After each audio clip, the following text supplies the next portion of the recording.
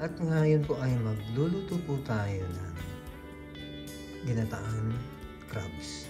So ayun po ating mga ingredients. Meron po tayong kalabasa, 1 bag of onions, garlic, ginger, eggplant. Gagamit din po tayo ng patis o asin, paminta, tsaka yung crab salt. So, yun po ang ating mga ingredients. Tsaka, yung gata. Yun po ang ating coconut milk.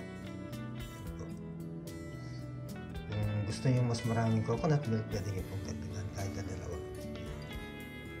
Sige po, babalik uli ako. Yun po, maganda po yung kalabasa. Medyo malagkit.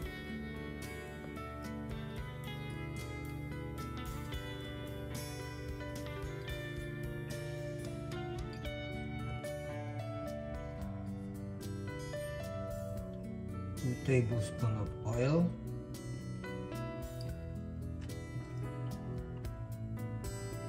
Make sure lang na mainit siya. Tapos po, pag mainit na siya, lagyan natin yung 1 medium root na ginger.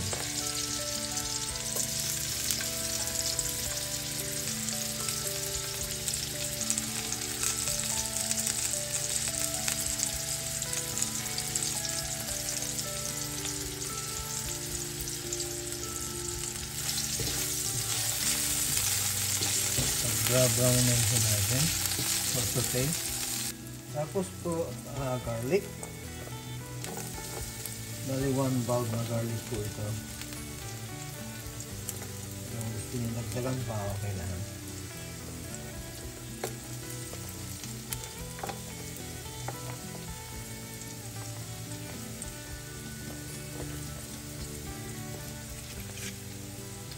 Nag-light brown na po yung bagong lagay natin sibuyas. 1 bulb lang po ito. Lutuin po natin siya hanggang mag-caramelize lang.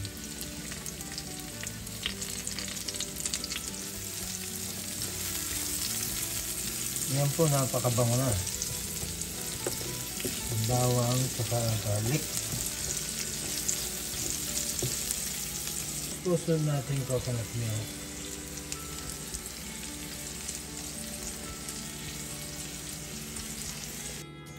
Yung coconut milk, ika-caramelize lang po natin siya hanggang lumabas po yung parang oil niya.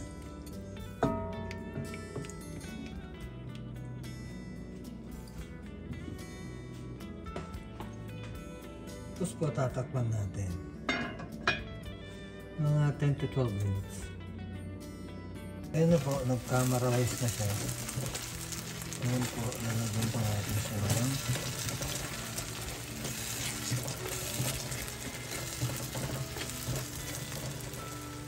tubig.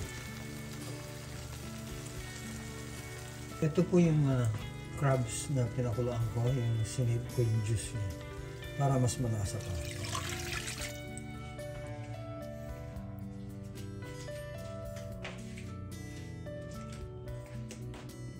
Pakulan po natin siya.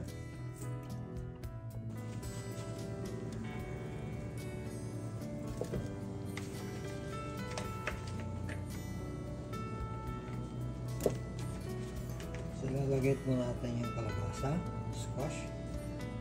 Sikita naman po hindi po binalatan maigi dahil nandito po sustansya sa Tagalugan. Hindi po nila tinatanggal yung skin kasi nandyan po yung mga vitamins niya. So, lalagay po natin lahat yung isang buo. Bali, 2 pounds po yan.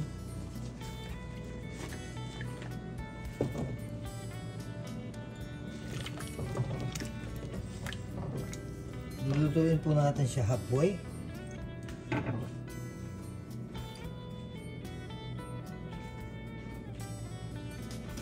Tapos tatakpan na natin. Ito ay halfway na. Lalagyan na natin yung talong.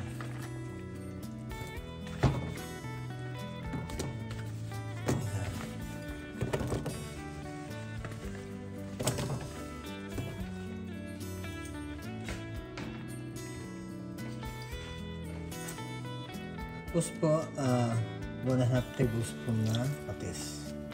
Pag kulang po sa palagay nyo, pwede nyo pong dagdagan. Tapos po, takpan uli natin hanggang maluto yung talong.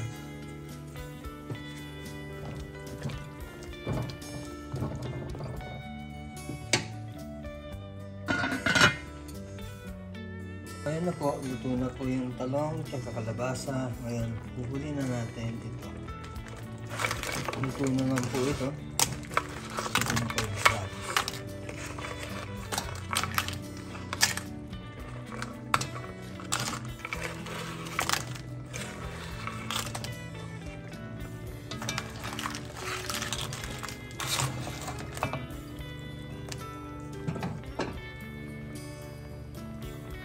Maglalagay po tayo ng black pepper.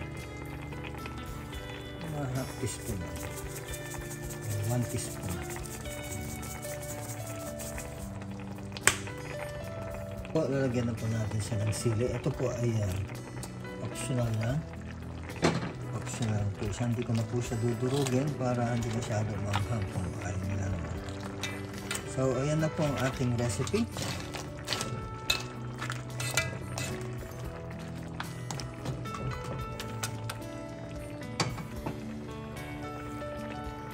Papakaluan lang natin siya ng 5 minutes.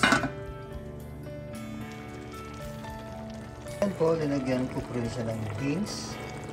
Meron kayong Baguio beans o regular beans. So, yun na po ang ating recipe for today. Ginataan blue crabs. Thank you so much po sa inyong papanood at sana po ay nagustuhan nyo itong simpleng crabs recipe. God bless po sa inyo lahat at salamat po ulit sa inyong papanood. God bless.